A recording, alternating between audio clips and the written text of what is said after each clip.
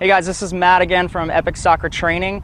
I want to take you through some soccer training skills you can use to get a lot of touches on the ball, but also kind of take you to more of an intermediate level. One of the things is to work on shielding, and shielding basically means that you're using your body as a shield away from the opponent. So if the opponent is at my back, I'm using my body to keep the ball as further away as possible so it doesn't get stolen. And this is really effective. This is one of the best things you can do, especially when I was playing professional soccer and you kind of need to wait for people and the play to develop.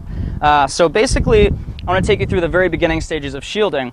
So what you're going to do is start with left foot, right foot, whatever you are. Most of you guys are probably right-footed, so I'll start on the right side. I'm a lefty. But shielding basically means that you're rolling over top of the ball. So actually, let me do it this way first so you can see. Just rolling over. You're taking the ball on the top and rolling it over. And again, you want to get used to working with the top of the ball as well. You know, most coaches, and the problem with soccer practice a lot of the time is the coaches don't teach you these individual touches that you can do to get thousands of touches on the ball. Instead, you're waiting in line and you're not basically getting the maximum amount of time and the maximum amount of touches on the ball. So that's kind of why I have Epic Soccer Training, is to do stuff like this to kind of teach you these things. So again, you want to work your way on the top of the ball. So again, you want to stay in front of the ball as well, because your body's going to be shielding a defender. So again, you start here, just shield over, and again, then you can work up to game speed. Once you kind of get that down, so you can begin to stack moves later, and I'll kind of explain that in other videos. It's when you get a little bit more advanced. But another way is to just take it and stop it. So you're kind of rolling over like a shield and stopping it. This is when the ball is more in the middle of your stance as opposed to like way back here. So again, you're just gonna roll, stop. And again, stay on the balls of your feet, kind of your toes, because you want to always be ready to move and anticipate. A lot of times people just kind of stand around and then your reaction time is a lot slower. So again, start doing that, work on that one. Then you can start working on more advanced forms of shielding, again, where you can kind of move into moves itself. So one is actually a little bit more advanced, but what you do is you take the ball and you shield it across your body, but through your leg. So I'll kind of explain that. So you shield, and then you let it go through your leg. Okay, shield, through, shield, through. And then you kind of want to just be able to build up a pace. And once you kind of get going, it's kind of like this weird skip that you can do.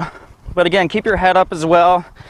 You always want to be looking around. That's something that I always teach people. You always want to be looking around, because if you're looking at the ball, then somebody's just going to come in, slide talk you, and then there it goes. So you always kind of want to be looking around. So again, when you're shielding, especially when you have your foot on top of the ball, you know where it's at. You don't need to look down at it. So you can be kind of looking around, and kind of working your way like that. So again, work on that as well. That's going to help you out. Again, all these lessons are going to kind of build on each other. But one of the other things that people ask me all the time is like, how do I have such good moves to get around defenders? People always want to get better at that. It's basically one of the biggest, ways that people want to improve, is they always want to have these awesome skills and awesome moves that can kind of just juke a defender. And I really didn't learn this until, well, when I was playing professional, obviously the coaches were phenomenal. But I was lucky enough to have one of the best coaches that was voted best coach in all of high school for all sports. And his approach to this was awesome, and everything was game speed. And so it doesn't matter what we're doing. If we were doing shielding, you shouldn't just kind of shield like this. Once you get the mechanics down, you need to be going really quickly. So again, any moves that you have, your first 5 steps should be explosive. It should be basically a sprint. So if you're cutting the ball, like a simple move for somebody would just be, to cut. And then they kind of do this cut and they think, wow, that really doesn't work. The move doesn't work too well. Well, that's because you're not exploding out. You got to think, when a defender, when you're stepping here and then you go to cut, he's moving here as well. But if you're not exploding out of that cut really quickly, he's just going to catch right back up. So again, when you work on moves, that's one of the scenarios you should have, and then you explode out of it.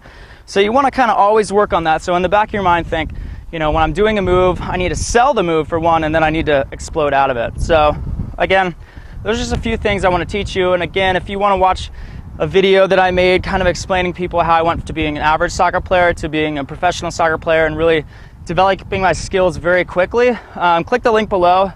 You can watch that. It also has a ton of soccer tips as well, some mistakes that people make that you can fix so you don't have to worry about that. So again, I'm going to be doing a bunch of different videos, so comment, let me know what you need to work on. I'll come by and kind of answer them all personally, and click the like button below as well, and share the video, whatever you want to do. And yeah, you can actually check out epicsoccertraining.com as well, and I'll see you guys in the next video.